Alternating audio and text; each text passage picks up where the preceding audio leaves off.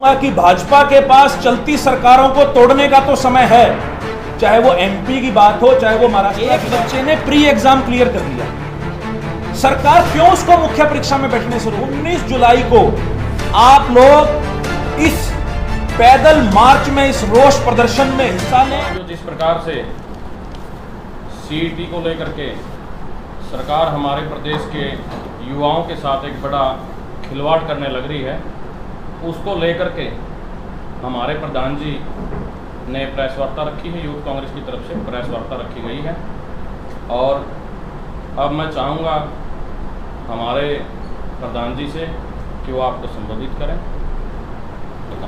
आज हरियाणा के अंदर अगर मैं सीएमआई डाटा की बात करूं तो हरियाणा में सबसे ज़्यादा बेरोजगारी पूरे देश में कहीं है तो वो हरियाणा के अंदर है। इसके कुछ मुख्य कारण हैं जो मैं आपके समक्ष रखना चाहूंगा। ग्रुप सी की 32,000 वैकेंसी हरियाणा सरकार ने एडवर्टाइज करी और इसी प्रकार से ग्रुप डी की लगभग 13,500 वैकेंसी जो आने वाले समय में हरियाणा सरकार ये दावा करती है कि वे लोग भर्तियां पूरी करेंगे। लेकिन हैरानी की बात यह है कि 2020 से 2023 अब चल चुका है, आधा साल निकल चुका है। 3 साल निकल जाने के बावजूद हरियाणा के अंदर एक भी भर्ती ना ही ग्रुप सी की हुई है और ना ही ग्रुप डी की हुई है। 2020 में यह सरकार एक सीईटी नाम की परीक्षा लेकर आई थी। सरकार ने यह दावा करा था कि हम प्रत्येक वर्ष सीईटी के माध्यम से हरियाणा के नौजवानों को ग्रुप सी और डी की कैटेगरी में रोजगार देंगे। लेकिन सरकार की इनएफिशिएंट पॉलिसी, सरकार का हठ धर्मिता और इनएफिशिएंट जो एचएसएससी आयोग हरियाणा सरकार के अधीन जो काम करता है, उसकी वजह से 3 साल से हरियाणा में कोई एक सिंगल भर्ती ना ही ग्रुप सी में हुई है और ना ही ग्रुप डी में हुई है। लाखों बच्चे पिछले कई सालों से इन परीक्षाओं की लगातार तैयारी कर रहे हैं, कोचिंग इंस्टीट्यूट्स में कोचिंग ले रहे हैं, लेकिन इन भर्तियों में कोई भी सरकार के द्वारा ऐसी पहल नहीं हुई कि इन भर्तियों को पूरा किया जा सके। लेकिन सीईटी के माध्यम से सरकार अब जो भर्ती करना चाहती है वो पॉलिसी 100% गलत है, युवाओं के साथ एक बहुत बड़ा छल है और ये पॉलिसी के माध्यम से सरकार उन अभ्यर्थियों की रोजगार पाने की उम्मीद को भी तोड़ना चाहती है। प्रदेश के मुख्यमंत्री एक ऐसी अनूठी पॉलिसी सीईटी के माध्यम से हरियाणा में लेके आई हैं जिसमें सिर्फ कुछ ही हजार विद्यार्थियों को परीक्षा में बैठने का मौका दिया जाएगा। मैं आपकी जानकारी के लिए बताना चाहूंगा कि सीईटी कॉमन एलिजिबिलिटी टेस्ट 2022 के अंदर यह सरकार लेती है। इस टेस्ट का क्राइटेरिया यह था, इसको क्वालिफाइड टेस्ट का नाम दिया गया कि जो भी अभ्यर्थी इस टेस्ट के अंदर पास होंगे उन्हें आगे मुख्य परीक्षा में बैठने का मौका दिया जाएगा। इसमें अगर मैं फिगर की बात करूं तो हरियाणा के 11,22,232 अभ्यर्थियों ने इस परीक्षा के अंदर आवेदन किया, जिसमें से सरकार ने क्राइटेरिया रखा कि 50% नंबर जिसके आएंगे उसे इस परीक्षा में पास माना जाएगा और जो 50% से नीचे आ जाएंगे उन्हें डिस्क्वालीफाई मतलब फेल माना जाएगा। 3,59,000 अभ्यर्थी इस परीक्षा के अंदर पास हुए। अगर माना जाए तो यह प्री एग्जाम के अंदर 3,59,000 अभ्यर्थी जो पास हुए हैं तो उन्हें मुख्य परीक्षा में बैठने का मौका सरकार को देना चाहिए। लेकिन हरियाणा सरकार की सीईटी की पॉलिसी में एक ऐसा अनोखा क्लॉज है जिसके माध्यम से सरकार यह कहती है कि हम सिर्फ जितनी पोस्ट एडवर्टाइज्ड एचएसएससी आयोग करेगा उसके 4 गुना अभ्यर्थियों को ही परीक्षा में बैठने का मौका दिया जाएगा। अगर मैं साफ शब्दों में बात करूं तो अगर एग्जाम्पल के रूप में देखें कि अगर पटवारी की 2000 भर्तियां निकलती हैं तो 2000 गुणा 4 सिर्फ 8000 अभ्यर्थियों को 3,59,000 में से सिर्फ 8000 अभ्यर्थियों को ही मुख्य परीक्षा में बैठने का मौका दिया जाएगा। मैं ये सवाल प्रदेश के मुख्यमंत्री, प्रदेश के उप मुख्यमंत्री से पूछना चाहूंगा कि जो अभ्यर्थी पिछले 3 साल से 4 साल से लगातार ग्रुप सी और डी की जो तैयारी कर रहे हैं, आज उन्हें जाकर यह पता लगा है कि क्वालिफाई होने के बावजूद भी उन्हें सरकार मुख्य परीक्षा में बैठने का मौका नहीं दे रही। इसका नतीजा यह है कि हरियाणा का नौजवान आज डिप्रेशन में है, मानसिक दबाव में है, सामाजिक दबाव में है और कहीं ना कहीं इसके फलस्वरूप हरियाणा के नौजवान जो कि नशे की तरफ और क्राइम की तरफ जो अग्रसर हो रहे हैं, उसका मुख्य कारण यह है कि हरियाणा के अंदर हरियाणा सरकार द्वारा ग्रुप सी और डी की जो भर्तियां जो एडवर्टाइज की गई थी, जो पॉलिसी बनाई गई थी, वो पॉलिसी पूर्ण रूप से गलत है। हम सरकार से यह बात कहते हैं कि सरकार चाहे रोजगार ना दे, आज हरियाणा का नौजवान सरकार से रोजगार की मांग नहीं कर रहा। हमारी बदनसीबी है कि हरियाणा प्रदेश के अंदर एक ऐसी सरकार है जहां हरियाणा का नौजवान आज रोजगार की मांग नहीं कर रहा, बल्कि रोजगार मिलने की उम्मीद मिलने की लड़ाई आज लड़ रहा है। यह मैं रोजगार मिलने की उम्मीद इसलिए कह रहा हूं क्योंकि जब एक अभ्यर्थी परीक्षा केंद्र में जाता है तो वो उम्मीद लेके जाता है कि शायद उस भर्ती के अंदर उसका सिलेक्शन होगा, लेकिन आज सरकार ने एक बैरियर लगा दिया। हरियाणा सरकार ने परीक्षा केंद्रों के बाहर एक बैरियर लगा दिया कि आज सरकार हरियाणा के नौजवानों को परीक्षाओं में बैठने का मौका भी है जो वो सरकार नहीं देना चाहती। हमारे देश का सबसे बड़ा एग्जाम यूपीएससी, और अगर प्रदेश का सबसे बड़ा एग्जाम बात करूं तो जो एचसीएस का एग्जाम होता है, उसमें भी बाकायदा यह है कि जो अभ्यर्थी प्री एग्जाम क्लियर करेंगे उन्हें मुख्य परीक्षा में बैठने का मौका दिया जाएगा।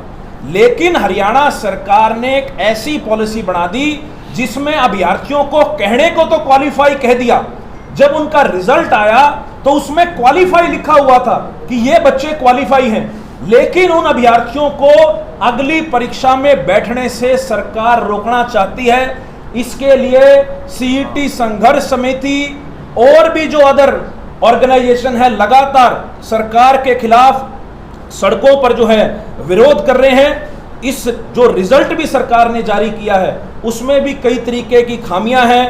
टेक्निकल और नॉन टेक्निकल का एक बहुत बड़ा इशू है। मैं अगर बताऊं तो टेक्निकल कई ऐसी भर्तियां हैं जिनसे प्री एग्जाम जो है वो बिल्कुल नॉन टेक्निकल सिलेबस का एग्जाम लिया गया। ये भी बहुत सारे विषय हैं, लेकिन आज मुझे लगता है कि सबसे बड़ी मांग अगर हरियाणा में कोई है तो वो ये है कि हरियाणा के सभी सीईटी क्वालिफाई अभ्यर्थियों को मुख्य परीक्षा में बैठने का मौका दिया जाए।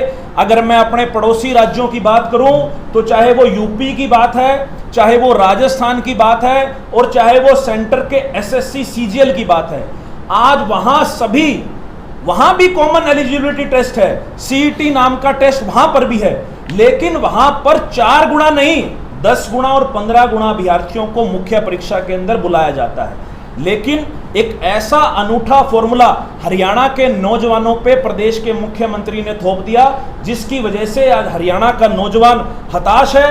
और ये जो सीईटी संघर्ष समिति के नौजवान हैं, ये लगातार इन्होंने सरकार में बैठा ऐसा कोई एमएलए, ऐसा कोई एमपी, ऐसा कोई सरकार का नुमाइंदा नहीं छोड़ा जिसके पास ये लोग अपनी मांग लेकर ना गए हों। ज्ञापन के माध्यम से ये लोग प्रदेश में बैठे बीजेपी के प्रत्येक एमएलए के पास, उनके घर पर, उनके दफ्तरों में ये गए हैं और इन्होंने कहा कि हमारी ये मांग है, आप सरकार में बात कीजिए और इस मामले के ऊपर कोई हमें रिलीफ दिलवाइए। प्रदेश के मुख्यमंत्री के जो जनसंवाद कार्यक्रम थे उसमें भी हमारे नौजवान साथी गए हैं। मैं बताऊंगा कि शाहबाद के अंदर मुख्यमंत्री साहब के जनसंवाद कार्यक्रम में सीईटी संघर्ष समिति के हमारे साथी गए और मनोहर लाल खट्टर जी को खड़े होकर यह बताया कि जो पॉलिसी आप लोगों ने ग्रुप सी और डी के लिए डिजाइन करी है वो सरासर गलत है। हरियाणा के नौजवान इससे असंतुष्ट हैं, लेकिन वहां पर पुलिस प्रशासन से बलपूर्वक इनको वहां बिठाया गया, इनको वहां से इनकी आवाज को दबाया गया। इसलिए इन लोगों ने यह फैसला लिया कि अगर सरकार में बैठे नुमाइंदे इनकी बात नहीं सुनेंगे, इन्होंने विपक्ष का सहारा लेने का फैसला किया। इसलिए ये लोग दिल्ली में राज्यसभा सांसद दीपेंद्र सिंह हुड्डा जी से मिले, हमसे इन्होंने मुलाकात करी और हमसे इन्होंने ये कहा कि सरकार हमारी इस बात पर कोई सुनवाई नहीं कर रही, इसलिए हम चाहते हैं कि बतौर विपक्ष आप इस मुद्दे को जोरों शोरों से उठाइए और जो सीईटी में 3,59,000 अभ्यर्थी जो क्वालिफाई हुए हैं उन सभी को मुख्य परीक्षा में बैठने का मौका दें। कुछ दिन पहले सीएम साहब की एक स्टेटमेंट आती है। सीएम साहब ये कहते हैं कि जब खेल शुरू हो जाता है तो उसमें नियमों में बदलाव नहीं होता। मैं ये कहना चाहूंगा कि भाजपा के पास चलती सरकारों को तोड़ने का तो समय है, चाहे वो एमपी की बात हो, चाहे वो महाराष्ट्र की बात हो, लेकिन एक पॉलिसी के अंदर सरकार बदलाव नहीं कर सकती। जबकि एक नोटिफिकेशन सीईटी का, मैं वो नोटिफिकेशन यहां मेंशन करना चाहूंगा, 42/119/2019 5 GS1 सीईटी के गेजेटेड नोटिफिकेशन क्लोज नंबर 16 में, वो मैं पढ़ के बताऊंगा। इस नोटिफिकेशन जो ऊपर की नोटिफिकेशन है उसमें किसी भी क्लोज की व्याख्या करने, बदलाव करने या किसी क्लोज में अगर संशय है तो उसको दूर करने की, बदलने की सारी शक्ति एचआरडी विभाग हरियाणा सरकार के पास है। और ये एचआरडी विभाग का पोर्टफोलियो प्रदेश के मुख्यमंत्री मनोहर लाल खट्टर जी के पास है। उनकी कलम में ये ताकत है कि वे जब चाहें इस पॉलिसी के अंदर बदलाव कर सकते हैं। लेकिन सरकार हठधर्मिता को अपनाते हुए बार बार इस सीईटी के ऊपर, पीछे भी सीएम साहब की प्रेस कॉन्फ्रेंस हुई, वो बार बार एक ही बात कह रहे हैं कि हम लोग सिर्फ 4 गुना अभ्यर्थियों को बुलाएंगे। मैं ये बताना चाहूंगा कि हम इसके विरोध में इसलिए हैं क्योंकि जो 3,59,000 अभ्यर्थी पास हुए हैं उसमें से सिर्फ कुछ ही हजार अभ्यर्थियों को मुख्य परीक्षा में बैठने का मौका दिया जाएगा। बाकी जो लाखों विद्यार्थी हैं वो कहीं ना कहीं परीक्षा देने से भी वंचित रह जाएंगे। इसको लेकर हमने 16 जून को करनाल में सीएम आवास घेराव का कार्यक्रम किया।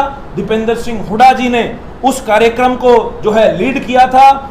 उसके बाद भी क्योंकि वहां करनाल में माननीय एसडीएम साहब आए थे, हमने ज्ञापन के माध्यम से प्रदेश के मुख्यमंत्री तक ये बात पहुंचाई, लेकिन सरकार का इसके ऊपर कोई भी जो है राहत इस मामले में सरकार के द्वारा नहीं दी गई। इसलिए 7 जुलाई को चंडीगढ़ में प्रेस वार्ता करके हमने ये ऐलान किया कि अब इस मामले के ऊपर, अब इस मुद्दे के ऊपर हरियाणा युवा कांग्रेस हरियाणा की 10 लोकसभाओं में बड़े रोष प्रदर्शन, बड़े धरने प्रदर्शन करेगी। और इसी कड़ी में 10 जुलाई को हमारा सोनीपत लोकसभा का सीईटी के मुद्दे पर धरना प्रदर्शन था। आने वाली 19 जुलाई को हिसार के अंदर एक बड़ा रोष प्रदर्शन सीईटी क्वालिफाई कराने को लेकर हम लोग करने जा रहे हैं, जिसकी अगुवाई राज्यसभा सांसद दीपेंद्र सिंह हुड्डा जी करेंगे।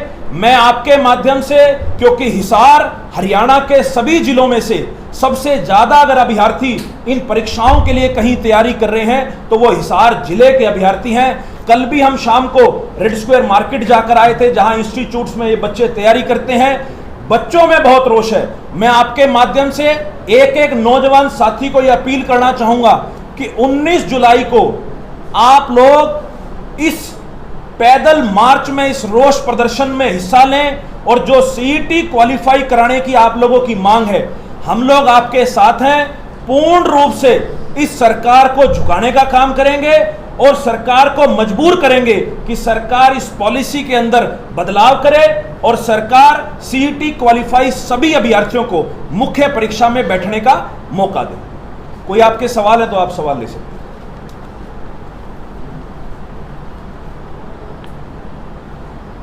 सर, सवाल ये है कि मुख्य जो क्वालिफिकेशन होती है किसी की भी नौकरी के लिए, उसके बीच में जो सरकार है, जो पीछे कांग्रेस की से भी रही है, जो बैरिगेटिंग जो कर दी है, जो वो सीटेट के नाम से, स्टेट के नाम से, जब सीटी, इसी के खिलाफ आप आंदोलन खड़ा क्यों नहीं कर पा रहे? देखिए, कभी किसी सरकार में, मैं सिर्फ भाजपा सरकार की नहीं, जब से हरियाणा बना है, किसी भी सरकार में ऐसी पॉलिसी कभी नहीं आई। अक्सर ये देखा जाता था कि राजनीतिक दल रोजगार के ऊपर सड़कों पर लड़ाई लड़ते हैं, संघर्ष करते हैं, लेकिन पहली बार आपको भी शायद सुन के हैरानी हो रही होगी, एक बच्चे ने प्री एग्जाम क्लियर कर लिया। सरकार क्यों उसको मुख्य परीक्षा में बैठने से रोक रही है?